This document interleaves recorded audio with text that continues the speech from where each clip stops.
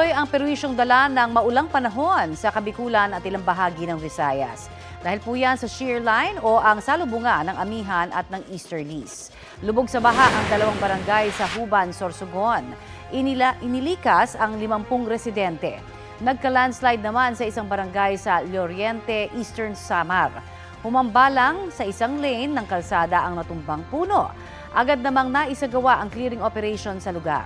Ngayong Lunes, asahan po ang katamtaman hanggang sa malalakas na ulan sa Quezon, ilang lalawigan sa Bicol at sa Northern Samar ayon sa Pag-asa. Uulanin din sa mga susunod na oras ang ilang panig ng bansa base sa rainfall forecast ng Metro Weather. Posible po ang heavy to intense rain sa ilang lugar. Pinapaalerto ang mga residente sa banta ng baha o landslide. Bukod po sa shear line, nagpapaulan din sa ilang bahagi ng bansa ang hanging amihan at mga local thunderstorm. Dahil sa amihan, nakapagtala ng 15.2 degrees Celsius na minimum temperature sa Baguio City ngayong araw, habang 23.4 degrees Celsius dito sa Quezon City.